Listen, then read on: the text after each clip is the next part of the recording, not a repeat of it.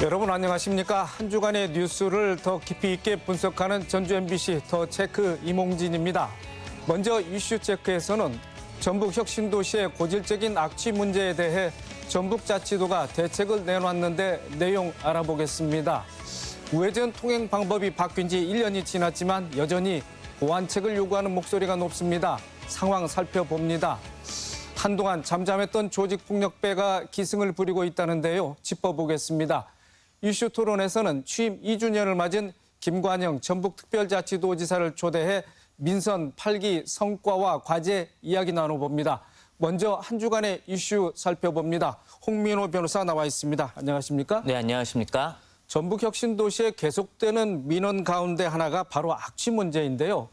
자, 악취의 근원지로 꼽히는 게 혁신도시 인근의 김제 용지면 축산단지 아니겠습니까? 축산시설이 90여 곳에 이른다지요? 네, 맞습니다. 이 전북 혁신도시의 악취 문제가 이제 10년이 돼가도록 해결이 되지 않고 있습니다. 이 악취의 원인이 인근에 있는 이 축산단지에서 나오는 냄새 때문이란 것들을 좀 알고 있는데도 이렇게 문제가 계속되자 이 전북 혁신도시 인근 주민들은 도대체 이 지자체에서 이 문제를 해결할 의지가 있는 것이냐 이런 좀 의심까지도 하고 있는데요. 특히 이제 서풍이 부는 날이거나 비가 오는 날이면 축산단지에서 몰려오는 이 고농도 악취로 인해서 혁신도시 주민들의 민원이 끊이지 않고 있습니다. 지난 3년간의 악취 민원을 살펴보면은 총 60건이 발생을 했습니다. 양돈장과 가축 분뇨 자원화 시설에서 발생하는 이 악취로 인해서 민원이 혁신도시 전역을 좀 덮고 있는데요. 이 주민들뿐만 아니라 이 혁신도시 주위에 있는 이 12개 기관의 공공기관에 있는 직원들 또한 오랫동안 큰 고통을 좀 받고 있다. 이런 내용입니다. 네, 전북특별자치도가 악취 저감 태스크포스를 발족하고 악취 대응에 총력을 기울이겠다고 했는데 자, 어떤 계획입니까? 네, 전라북도는 이 혁신도시 악취 발생과 주민 불편을 해소하기 위해서 최병관 행정부지사를 단장으로 혁신도시 악취 저감 태스크포스 팀을 구성했습니다. 앞으로 이 태스크포스 팀은 혁신도시 악취 저감을 위해서 그 용지 현업 축사를 좀 매입하는 계획을 좀 세우고 있고요. 또 축사 환경을 개선하고 악취 저감제를 보급하고 또 악취 모니터단을 운영을 함으로써 악취 저감 사업을 실시하겠다 이렇게 밝혔습니다. 네, 그동안 악취 문제에 대응하기 위한 대책이 없었던 건 아닌데 실효성이 없었다 이런 지적이 있었고요. 환경부가 나서서 축사를 매입하려 해도 축산농가와의 협의가 어려웠었고 폐기물 처리 시설이나 가축 분뇨 자원화 시설도 이전이 지금 어렵게 됐습니다. 자, 어떤 상황인지 좀 말씀을 해 주시죠. 네, 말씀하신 대로 이 도에서 태스크포스 팀을 만들었다고는 하지만 실제로 악취 문제를 해결할 수 있는 대책이 사실상 없는 것 아니냐 이런 비판이 좀 있습니다. 그 이유가 사실상 유일한 해결책이 이 축사를 매입을 함으로써 이 축사를 없애는 것이 가장 중요한데요. 근데 환경부가 나서서 축사를 매입을 하려고 해도 농가들이 협의 매수를 좀 거절하고 있는 실정입니다. 또 이미 오래전부터 설치되어 있는 이런 폐기물 시설과 가축 분뇨 자원화 시설을 또 다른 곳으로 이전하는 것도 마땅치는 않습니다. 환경부가 원래 당초로는 총 예산 481억 원을 투입을 해서 현재 있는 이 축사 90곳 중에 53곳을 사들일 계획을 갖고 있었습니다. 하지만 최근까지 총 13곳만 매입하는 것에 성공을 했습니다. 특히 올해도 118억 원을 들어서 축사 19곳을 매입하려는 계획을 갖고 있지만 이 축사 입장에서는 이 수지 타산이 맞지 않는다. 보상 금액이 적다라는 이유로 협의 매수를 좀 거절하고 있는 실정입니다. 그리고 26곳의 이 양계장이 있는데요. 환경부에서는 이 양계장은 수질 오염과 관련이 없다라는 이유를 들어서 매입 대상에서 제외를 하였습니다. 그래서 이것 때문에 반쪽짜리 대책이라는 지적도 나오고 있습니다. 네.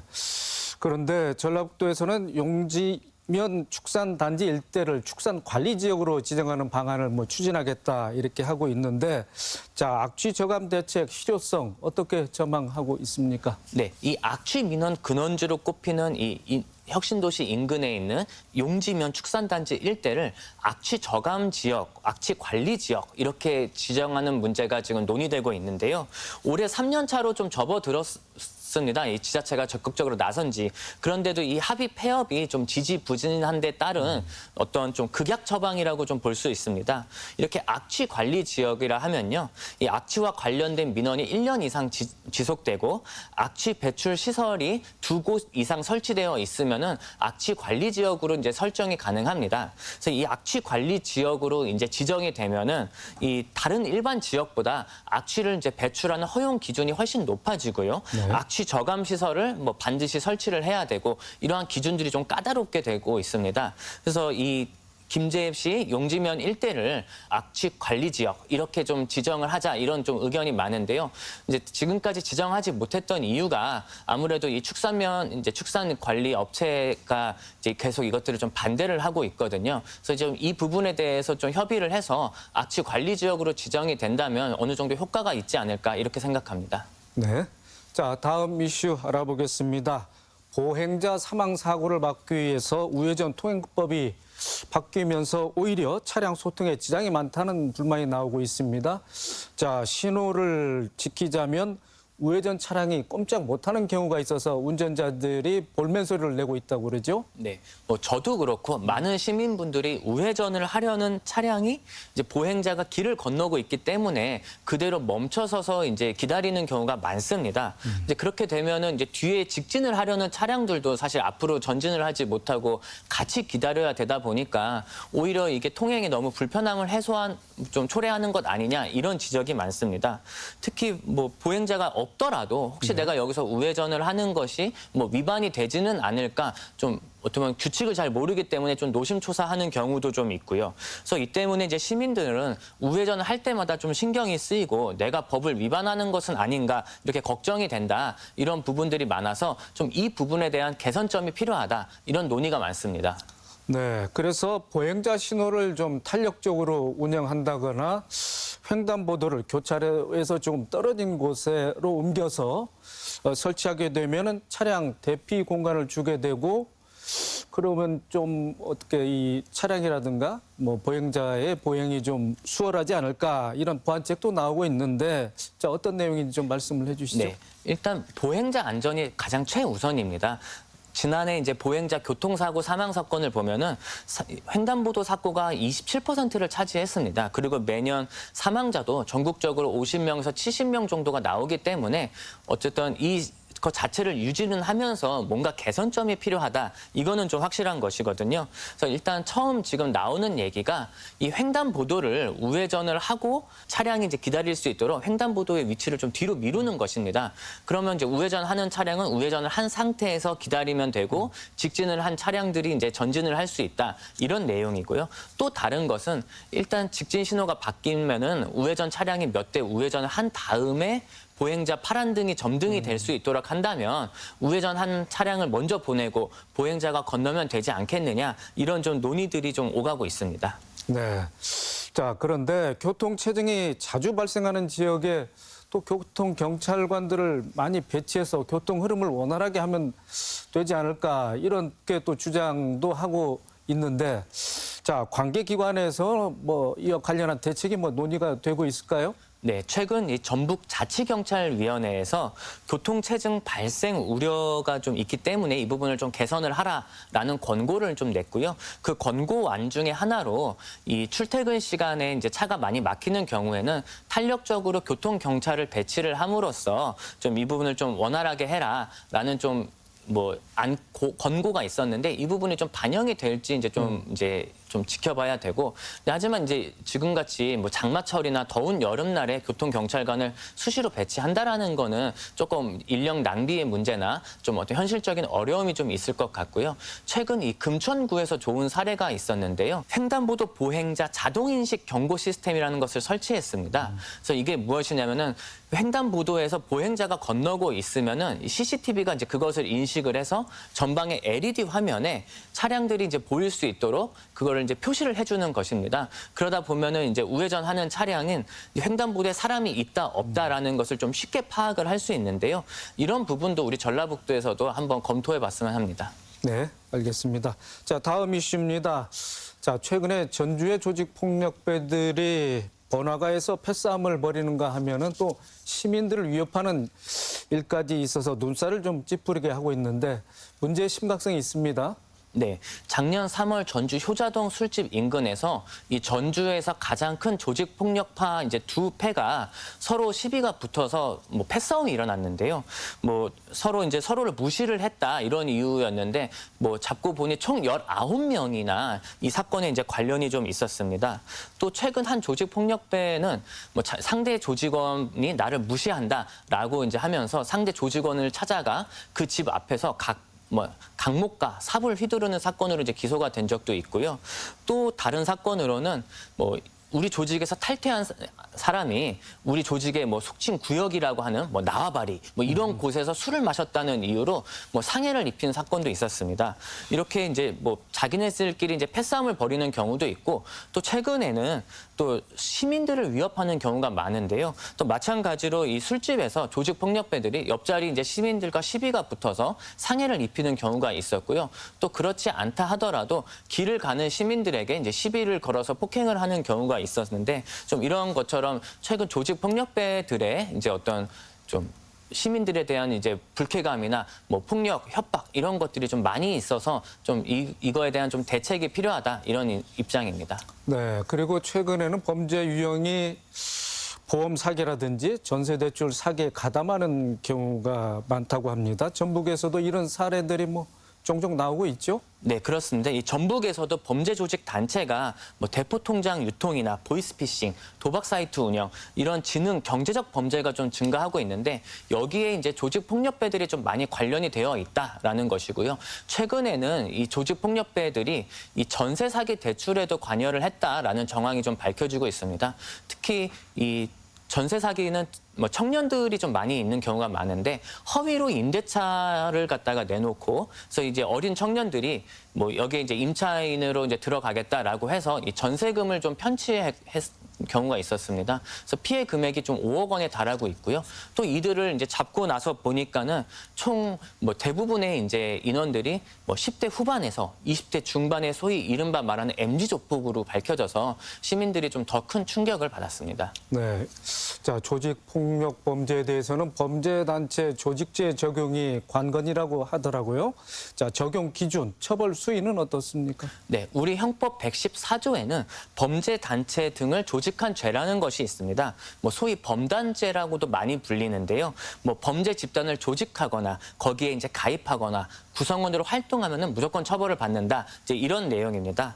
뭐 원래는 조직 폭력배 외에는 거의 없는 편이었는데 최근 2010년 들어서 이 전기통신 뭐 금융산업법 위반, 특히 보이스피싱 범죄에서도 이 범단법 죄를 갖다가 적용을 하다 보니까 최근에 범단법 조직이 좀 많이 늘었습니다. 이렇게 범단법으로 이제 적용을 받게 되면은 어떤 그 죄를 저질렀었을 때 제일 최고 한도의 이제 범죄로 처단을 할 수 있다라고 있기 때문에 좀 무거운 형벌을 받을 가능성이 크고요. 또 이 때문에 검찰에서도 이렇게 범단으로 이제 지정을 하게 되면은 무조건 가능한 구속 수사를 하고 최대 구형을 선고하겠다 이런 식으로 이제 입장을 많이 밝히고 있어서 사실 이제 이 부분들에 대한 이제 좀 시민들의 불편이 좀 많이 해소되기를 바라고 있습니다.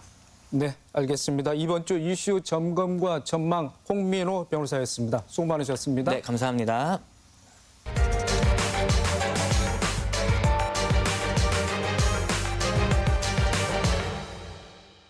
민선 8기가 어느새 반환점을 돌아 3년 차에 접어들었습니다. 기업 유치 실적과 일자리 창출 등은 큰 성과로 꼽히지만 지난해 잼버리 파행 이후 예산 삭감이라는 난관을 만나기도 했습니다. 또 산적해 있는 현안 처리에 힘을 쓰지 못했다는 지적도 있는데요. 민선 8기 도정에 관해 이야기 나눠보겠습니다. 김관영 전북특별자치도지사 나와 있습니다. 어서 오십시오. 네, 안녕하십니까. 네. 자, 임기가 2년을 지나 3년 차에 접어들었습니다. 취임 때 초심을 꼭 갖고 계시겠지만은 자, 어떻습니까? 시간이 지날수록 소회가 좀 남달라집니까? 어떻습니까? 네, 벌써 취임한 지 2년이 흘렀습니다. 2년 동안 성공한 일도 많고 또 실패의 경험도 했습니다. 그러나 실패의 경험 속에서 교훈을 찾고 새로운 전북 발전의 동력을 얻었다는 것이 큰 교훈이라고 할 수 있겠습니다. 제가 도지사를 취임하면서 우리 도민들께 이렇게 약속했습니다. 도정에서는 성과가 나는 도지사가 되겠다. 그리고 도민들께는 한없이 겸손한 도지사가 되겠다. 이렇게 약속을 했습니다. 그 약속을 지키기 위해서 2년간 열심히 달려왔습니다. 2년간의 성과와 교훈을 바탕으로 새로운 2년을 열심히 준비해서 노력하도록 하겠습니다. 그동안 저는 2년의 성과가 우리 도민들의 응원 덕분이라고 생각합니다. 앞으로도 잘 지켜봐 주시기를 부탁드리겠습니다. 자, 그간에 그러면은 자, 힘을 들이고 공을 들였던 그 도정 또 어떤 성과를 내셨는지 좀 자세하게 좀 말씀을 해 주시죠. 우리 전북이 인구 소멸 위기 지역으로 지금 처해하게 된 가장 큰 이유는 청년들이 떠나기 때문입니다. 매년 8,000명에서 10,000명 가까이가 전북을 떠나고 있는데요. 이 떠나는 청년들을 붙잡기 위해서는 양질의 일자리를 만드는 것밖에 방법이 없습니다. 이분들이 다 일자리를 찾아서 수도권 타 지역으로 떠나기 때문에 그럼 양질의 일자리는 어디에서 나오냐? 결국은 기업에서 만들기 때문에 우리 지역에서 이미 기업을 하고 계신 분들을 더 잘 되게 해서 그분들이 일자리를 늘리거나 아니면 대기업을 유치하거나 아니면 우리 청년들에게 넓은 창업할 수 있는 기회를 마련하는 것이 중요하다. 이 세 가지의 길이 일자리를 만드는 길이라고 생각하기 때문에 기업하기 좋은 환경을 만드는 것이 가장 중요하다. 여기에 역점을 두고 일한 결과 그래도 과거 10년 동안 평균 1조 5천억, 약 10년 동안 15조 정도의 전북이 투자 유치 성과가 있었습니다만 제가 도지사 취임하고 2년 동안 약 130개의 회사, 13조 원 정도의 투자 유치 성과를 거둔 것은 저는 상당한 성과라고 생각합니다. 또 대기업도 6개가 유치가 되었습니다. 또 세계 한상 비즈니스 대회를 저희가 유치하게 되어서 올 가을이면 전 세계 약 3천여 명의 이 사업가들이 이곳 전주에 와서 우리 전북에 계신 분들과 교류를 하게 되는 큰 기회를 갖게 되는데 이런 점들 또 전북 특별자치도가 새롭게 출범하면서 도전의 기회를 갖게 되었다라는 점이 큰 성과라고 할 수 있겠습니다. 네. 자, 청년 일자리 창출을 위해서 기업들을 유치를 하고 또 산업 생태계를 새롭게 구성하는 데 역점을 두신 것 같고 자, 그렇다면 좀 자, 아쉬운 대목도 좀 있을 것 같은데 이 부분은 어떻게 짧게 말씀하시겠습니까? 도민들의 협조를 좀 구한다는 그런 차원에서 좀 말씀을 해 주시죠. 첫 번째는 아쉬운 점의 가장 큰 점은 사실 작년 잼버리죠. 제가 도지사 취임하고 나서 우리 전북과 새만금을 전 세계에 알릴 수 있는 좋은 기회였고 우리 도민들의 열망이 하나로 모아졌습니다마는 굉장히 극심한 더위 또 여러 가지 대회 진행상의 미숙함으로 인해서 파행이 있었던 것도 사실이고 그 후유증으로 또 새만금에 관련된 예산이 삭감된 아픔도 맛봤습니다. 그러나 작년에 우리 도민들께서 새만금 삭감된 예산을 복원하는 과정에서 보여주신 그 응원 또 일치된 힘 제가 이거를 겪으면서 정말 우리 도민들의 간절한 염원과 하나된 힘을 발견을 한 것이 큰 수확이라면 수확이고요. 또 이렇게 했기 때문에 5천억 원 깎인 것 중에 3천억 원이 복원이 됐고 지금은 새만금 소위 SOC, 공항, 철도, 항만, 도로 이 4개의 주요 SOC가 정상화되기에 이르렀습니다. 이 자리를 빌어서 다시 한번 감사드립니다. 자, 지사께서 직접 프리젠테이션을 해서 지금 화제가 됐는데요. 2차 전지 특화단지 지정이 지사의 또 큰 성과라고 할 수 있겠습니다. 자, 전북이 2차 전지 특화단지로 지정될 수 있었던 그 이유라고 그럴까? 어떤 강점은 어디에 있다고 보십니까? 저희가 2차 전지 특화단지를 처음에 신청했던 작년 연초만 하더라도 전북이 가지고 있는 2차 전지에 관한 여러 인프라가 다른 경쟁 지역에 비해서 너무 열악했기 때문에 사실 많은 사람들이 말렸습니다. 그러나 미래 먹거리가 너무나 명확한 산업을 우리가 도전조차 하지 않고 지나간다는 것은 제 마음속에 도저히 허락할 수가 없고 우리 도민을 위해서도 반드시 도전해야 할 과제다라고 생각이 되어서 우리 도민들 모두가 정말로 하나로 뭉쳐서 2차 전지 특화단지를 염원하고 유치하는 데 도움을 주셨는데 뭐 당연히 저는 이 중요한 일에 도지사인 제가 저의 마음과 간절한 마음을 심사위원들께 직접 호소하는 것이 중요하겠다 싶어서 제가 직접 프레젠테이션을 했는데 다행히 25개의 지원 지자체 중에 도지사가 직접 프레젠테이션을 한 경우가 저 혼자였어요. 그러다 보니까 심사위원들이 그 자체만으로 도지사가 와서 간절하게 호소하는 그 자체에 대해서 상당한 점수를 준 것도 사실입니다. 그리고 그 유치하는 과정에서 하늘은 역시 스스로 돕는 자를 돕는다라고 느낀 것처럼 많은 기업들이 또 투자 유치에 관한 협약을 해주어서 이 마지막에 저희가 2차 전지 특화단지로 기적처럼 이루어졌고 그것이 또 시그널이 되어서 더 많은 기업들이 유치되는데도 큰 도움이 되었습니다. 사실 2차 전지 특화단지로 지정이 되고 또 많은 기업들이 오게 된 데에는 정말 우리 도민들의 간절한 염원이 가장 크게 작용했다고 생각하고 저는 지금 2차 전지가 뭐 속도가 좀 느리니 정상적으로 투자가 좀 안 이루어진다 이런 걱정들이 있는 것도 사실입니다만은 제가 프레젠테이션을 통해서 앞으로 2차 전지, 전북의 2차 전지 산업을 이렇게 발전시켜 나가겠습니다. 인력 양성은 이렇게 시키겠습니다. 국내에 있는 연구기관이나 해외 연구기관과 이렇게 협업을 하겠습니다. 라고 제가 발표를 하고 로드맵을 말씀드렸는데 그 로드맵대로 반드시 꼭 진행을 해서 대한민국 2차 전지 최고의 메카가 10년 뒤에 꼭 되는 것이 제 목표입니다. 네. 자, 그런데 세계 전기차 시장이 좀 약세로 접어들었고 또 배터리 시장도 좀 불투명하다 이런 지적도 있는 것 같습니다. 자, 투자 협약을 했지만은 이후에 넘어야 할 산이 좀 많은 것 같은데 자, 충분하게 로드맵은 갖고 계시다고 그랬으니 한번 좀 그 내용도 좀 말씀을 해 주시죠. 네, 최근에 2차 전지가 전 세계적으로 조금 둔화되고 있다. 가장 큰 이유는 이 전기차가 생각보다 그렇게 빠르게 성장하지 못한 것이 원인이고 거기에 들어가는 배터리를 만드는 중국과 일본이 이제 그로 인해서 타격을 입게 된 것도 사실인데요.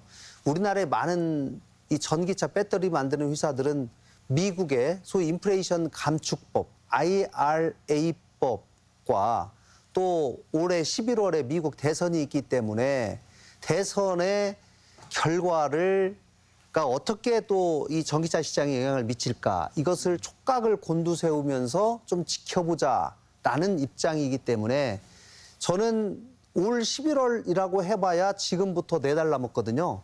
그래서 미국 대통령 선거가 끝나고 전기차 시장에 관한 미국 정부의 입장이 어느 정도 정해지면 또 그 입장에 따라서 전기차 시장에 관한 새로운 전 세계적인 재편이 있을 것이고 그러나 전 세계적인 트렌드와 우리나라의 배터리 시장과 규모 또 배터리 기업들의 기술 수준이 이미 전 세계적인 수준이고 장기 계약을 맺었기 때문에 저는 특히 완성 배터리에 들어가는 여러 소재들을 만드는 새만금에 입주 예정인 많은 기업들은 다소간에 조금 시간차는 있을지언정 정상적으로 투자는 다 이루어질 것이다 라고 생각을 하고요.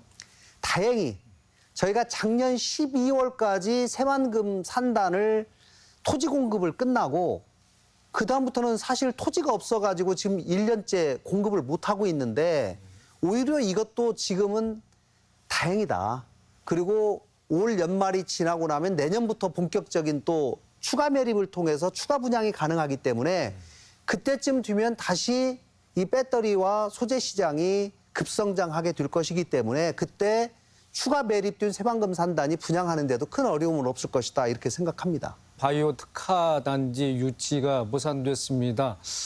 정부 차원에서 바이오 분야는 대상이 아니기 때문에 이번에는 지정을 하지 않겠다 이렇게 발표를 했는데 그 직후에 바로 또 지사께서는 곧바로 선정해달라 이렇게 또 재차 촉구를 했습니다.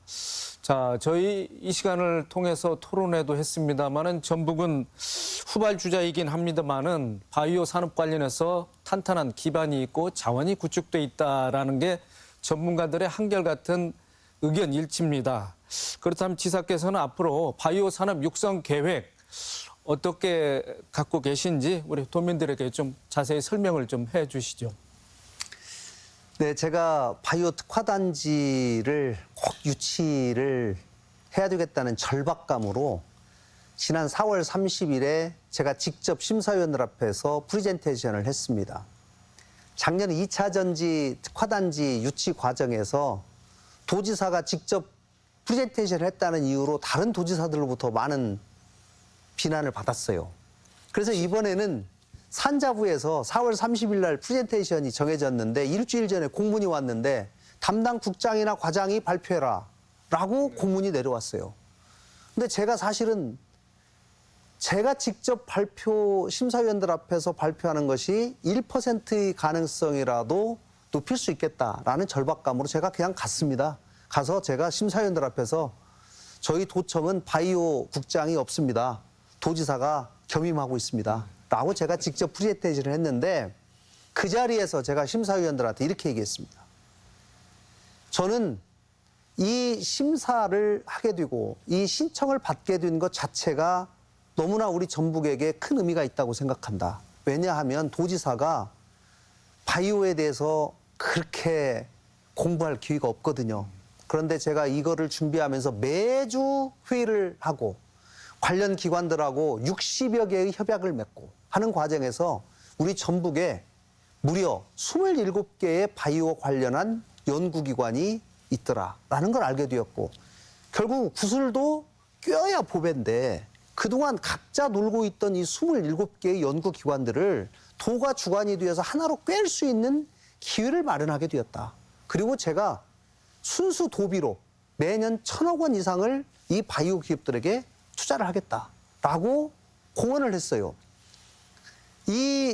저희가 어느 정도로 바이오 단지로 이번에 유치는 비록 안 됐지만 바이오 분야를 이번에 두 분야로 나눴습니다. 바이오 의약품 분야와 재생치료제로 나눠서 공모를 했는데 바이오 의약품은 5개를 신청한 기관을 다 선정을 했어요. 재생치료제는 6개가 신청했는데 하나도 지정을 안 했어요. 그래서 제가 화난 겁니다.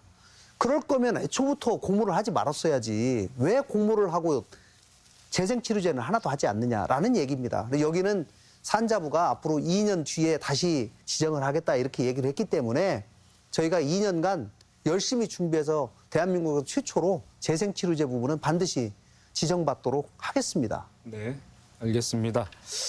자, 지난 1월 18일이랬죠. 전북특별자치도가 공식 출범을 했습니다. 그런데 아직까지는 그 어떤 변화를 체감하기 어렵다 이런 목소리가 많이 나오고 있습니다. 또 지방자치단체마다 자치권 확대를 위해서 특별 지자체를 추진하고 있기 때문에 전북특별자치도의 의미가 좀 퇴색하고 있다 이런 우려의 소리도 나오고 있는데 자, 앞으로 전북특별자치도 어떤 성장을 목표로 또 어떤 정책에 주안점을 두실 건지 좀 말씀을 듣겠습니다.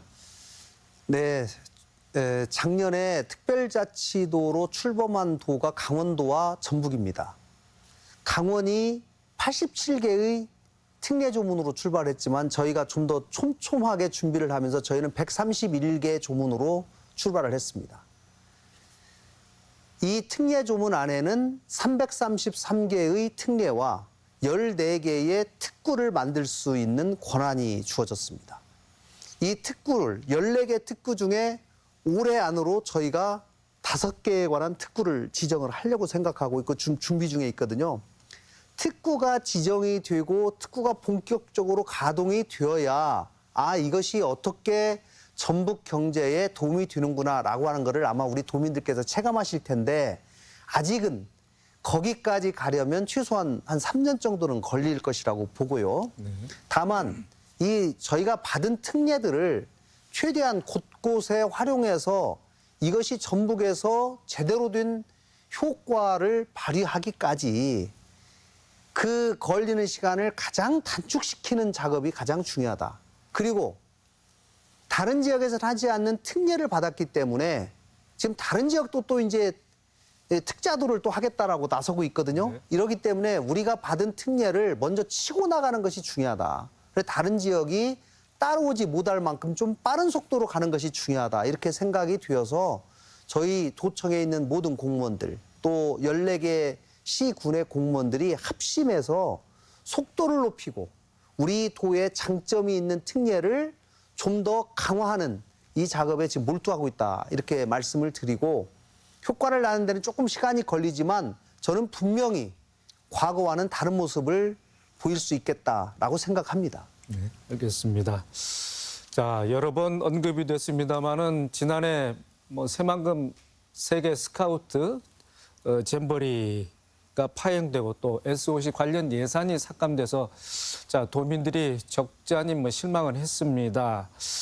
자, 따라서 관련 사업이 좀 차질을 빚는 것 아니냐 이렇게 염려를 많이 하고 계시는데 특히 새만금 국제공항, 신항만 건설, 아까 인프라 관련 예산이 거의 복구가 됐다 이렇게 말씀을 해주셨는데 자, 이런 공항과 신항만 사업 어떻게 추진하실 것인지 좀 말씀을 해주십시오. 네, 작년에 잼버리 관련 SOC 후유증으로 새만금 관련 SOC 예산을 깎으면서 정부에서 적정성 평가를 올 6월까지 하도록 되어 있었어요. 그러나 올 6월에 적정성 평가가 끝나면 내년 예산을 편성하는데 또 애로가 발생하기 때문에 제가 이것을 정말 우리 정치권에 계신 많은 분들과 노력을 해서 3월 달로 당겼습니다.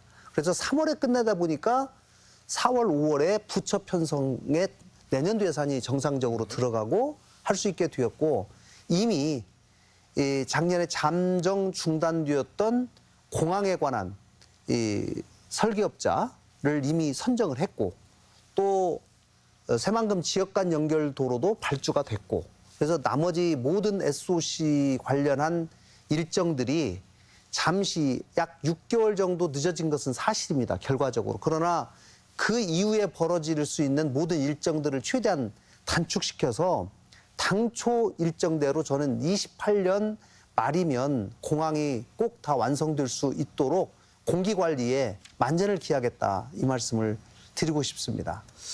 자, 네 번째 논의가 진행되고 있습니다. 전주 완주 통합 문제 참 예민할 수밖에 없고 찬반 양측 주민 서명을 받아서 자치단체에도 제출을 했습니다. 자, 전주 완주 통합 문제 큰 관심사인데 지사께서 어떤 이제 생각을 갖고 계신지 또 새만금 특별자치단체도 설립한다는 게 또 공약 아니겠습니까? 이 두 가지 문제 좀 짚어주시죠. 네, 전주 완주 통합 문제는 지금 3번이 실패가 됐습니다. 우리 전북에 계신 분들, 특히 전주에 계신 분들의 오랜 염원이기도 합니다. 저도 도지사 취임하면서 이 통합은 꼭 이루어진다라고 얘기를 했습니다.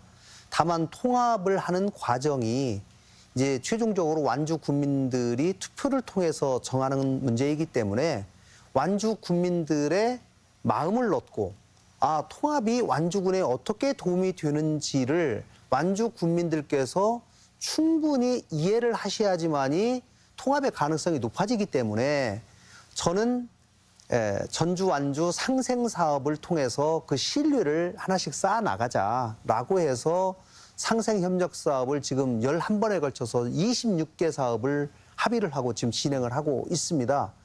실제로 그런 사업들을 통해서 완주가 전주에 같이 협력을 했을 때 어떤 효과가 있는지를 아마 완주 국민들이 느꼈을 것이라고 저는 생각을 합니다.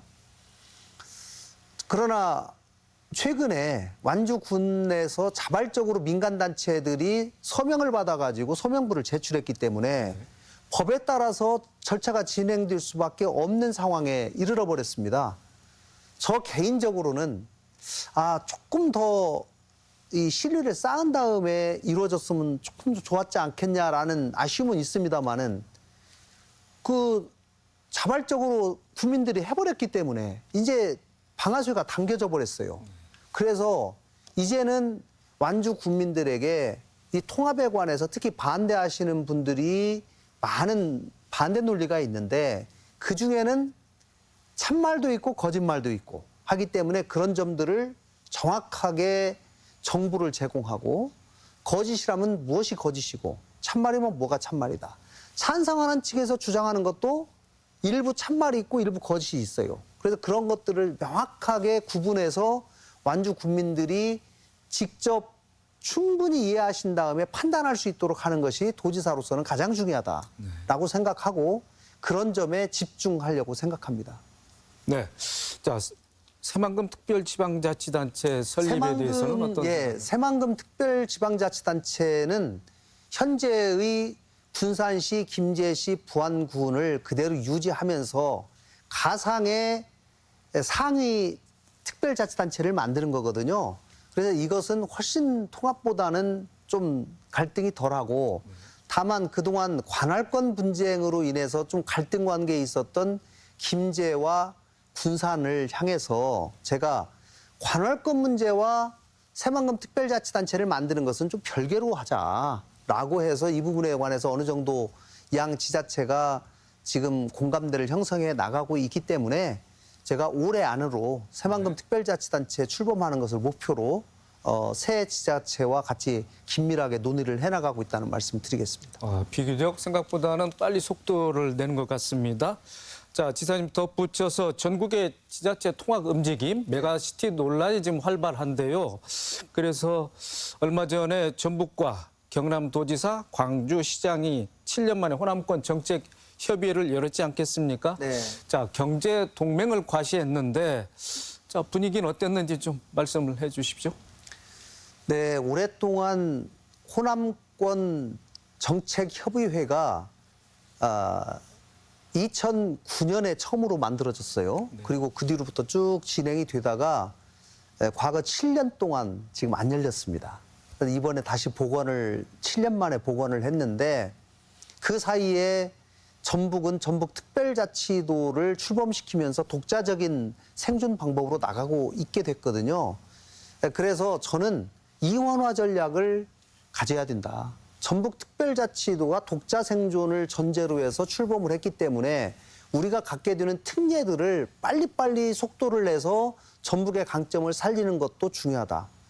그러나 전북 혼자만 잘 먹고 잘 살고 다른 지역과 연합하지 않으면 또 더 큰 발전을 이룰 수 없기 때문에 우리가 필요하면 광주 전남과 필요하면 충청권과 필요하면 같은 특별자치도인 강원도와 긴밀히 연대하면서 때로는 영혼함이 연대하면서 이렇게 가야 된다. 그러나 이번에는 호남권이 모였기 때문에 호남권의 공동 관심사인 광역교통권, 세종, 전주, 광주, 고흥을 잇는 새로운 고속도로를 건설하는 것에 합의를 하고 이것을 추진하자라고 하는 것에 큰 의미가 있었고요. 제가 그 협의체 호남권 경제 동맹을 맺자라고 해서 선언을 했고 며칠 후에는 영호남 또 지사들이 모여서 영호남의 공통 관심사를 또 동서간에 필요한 많은 도로들 새만금부터 포항까지 잇는 동서도로를 잇는 이 작업도 또 거기하고 협약을 하고 같이 공동 추진하기로 했기 때문에 저는 때때로 우리가 필요할 때마다 여러 지자체와 협력하는 것은 불가피하다. 그러나 우리 전북이 또 전북만의 별도의 색깔을 가지면서 특별자치도의 모습을 끌고 나가는 것도 필요하다. 이렇게 이원화 전략을 생각하고 있습니다. 네. 자, 오는 10월로 예정된 세계 한인 비즈니스 대회, 세계적으로 한 3,000명 정도의 기업인이 참가한다고 그랬는데, 자, 준비에 만전은 지금 기울이고 있겠지요? 네, 저는 사실 이 잼버리 때문에 상처받은 우리 도민들이 세계 한인 비즈니스 대회를 성공적으로 치러냄으로써 우리 전북의 역량을 전 세계에 과시할 수 있는 저는 대단히 중요한 기회다 생각하기 때문에 그 어느 때보다도 면밀하게 준비를 해 나가고 있습니다. 사실 세계 한인 비즈니스 대회를 유치하는 과정이 너무 힘들었습니다. 작년에 새만금 잼버리 파행 직후이고 또 대회 주최 측인 재외동포청에서 2,000명 이상 들어가는 컨벤션과 5성급 호텔을 묵시적인 전제 조건으로 요구했기 때문에 저희 전주에는 이런 시설이 사실 하나도 없습니다. 그럼에도 불구하고 저희가 세계 한인 비즈니스 대회를 유치를 결정하는 심사위원 52명을 대상으로 1년 동안 간절하게 부탁을 했습니다. 지금 22년 동안 한 번도 개최하지 못한 전북에게 기회를 준다면 전북이 가지고 있는 문화와 농생명 바이오 산업 이것을 그리고 새롭게 도약하고 있는 새만금의 모습 이거를 전 세계 비즈니스맨들에게 반드시 보여드리고 싶다. 그리고 대한민국에서 가장 맛있는 한식을 여러분에게 보여드리고 싶다. 또 우리는 5성급 호텔은 없지만 700채의 한옥이 있다. 이 한옥에서 주무시면서 K컬처의 진수를 한번 맛봐라. 이렇게 설득을 해서 저희가 인천하고 경쟁을 하면서 한 표 차이로 유치를 했기 때문에 제가 그 절박감을 가지고 이번 대회를 반드시 성공시키기 위해서 우리 도민들과 같이 힘을 모아서 준비하고 있습니다. 도민들께서 좀 더 많은 관심을 가져주시고 이번 대회가 꼭 성공할 수 있도록 도와주시기를 부탁드리겠습니다. 네. 자, 꼭 한 달 전이었죠. 부안 4.8 규모의 지진이 있었고 또 지난주 200년 빈도의 폭우가 내렸습니다. 자, 이 같은 재난, 재해에 대비한 도정은 어떤 부분에 힘을 쏟을 것인지 좀 말씀을 해 주십시오. 네, 진도 4.8 규모의 지진이 호남 지역에서 역사상 처음으로 벌어졌습니다.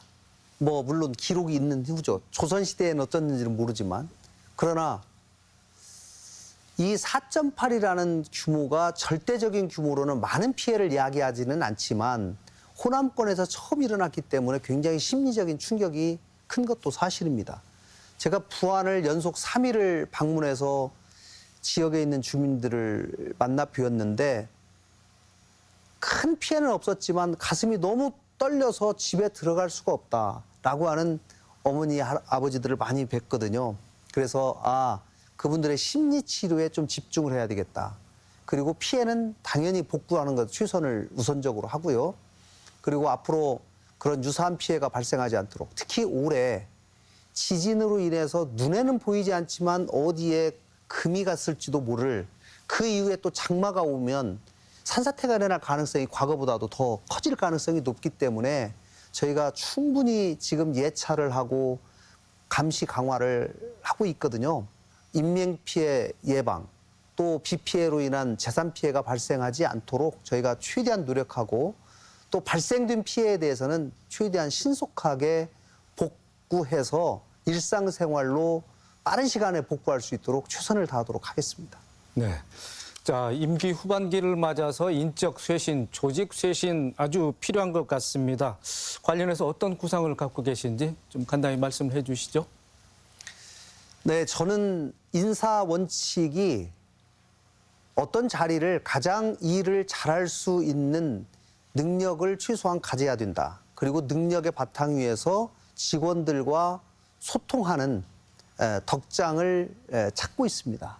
그런 원칙 하에서 그동안 인사를 해왔고 최근에 비서실장을 교체를 했습니다마는 전임 비서실장도 나름 최선을 다했고 열심히 했고 상당한 성과를 또 거둔 것도 사실입니다. 그러나 하반기 들어서는 우리 도청 내 직원들과 좀 더 따뜻하고 겸손한 대화가 더 많이 늘어날 수 있도록 하는 거기에 적합한 사람을 저희가 비서실장으로 새로 임명을 했는데 제 기대에 부응해서 앞으로 도청 내뿐만 아니라 도청 외에 계신 우리 도민들과도 더 많이 소통할 수 있는 기회가 되었으면 좋겠습니다. 네, 알겠습니다.